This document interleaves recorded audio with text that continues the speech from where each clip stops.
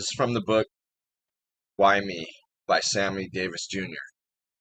Roman Polanski and his wife Sharon gave me a welcome to London party. I was there to shoot One More Time, a sequel to Salt and Pepper, with Peter and with Jerry Lewis. I guess Peter Lawfer directing.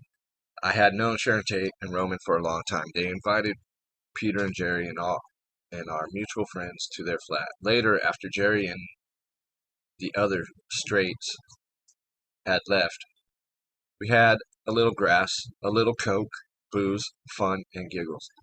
So right there, because like, remember after the alleged murder, Roman Polanski says, "My wife never did drugs and all this shit. You're trying to, ruin her reputation. Whatever."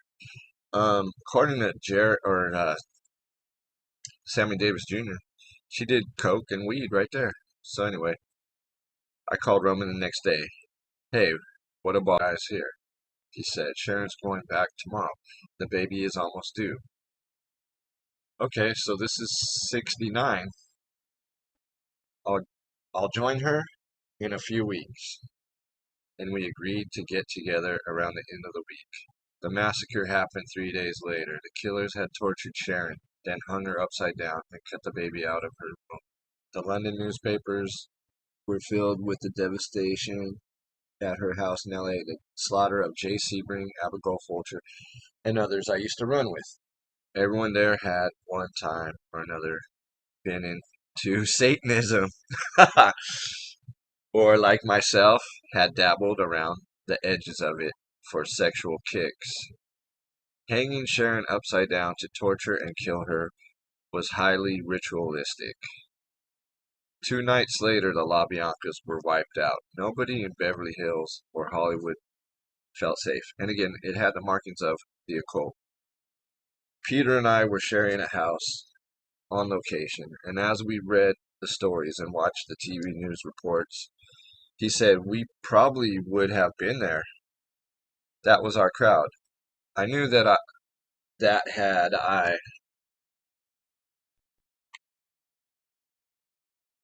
been in LA and there was a party at Sharon's, I'd have been there.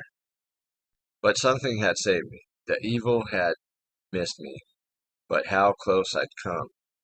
By the time I got back to LA, it was known that the killers had been the Charles Manson family. Friends of mine in the police department told me that Manson intended to kill 2 or 3 well-known black people, and I was on his list. I hired a 24-hour guard service. Then Jimi Hendrix died of an overdose in London. I had been with him 2 days before. It staggered me while I was there. Sharon and Jay had gotten it here, then I got back here and Jimmy died. 6 people I knew in that group had overdosed. The fear had always been getting busted by the police. Now it seemed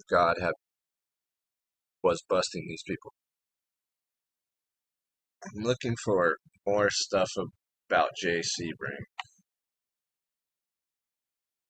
because I saw in a video a quote from this book, and he talks about Jay Sebring throwing a Church of Satan party.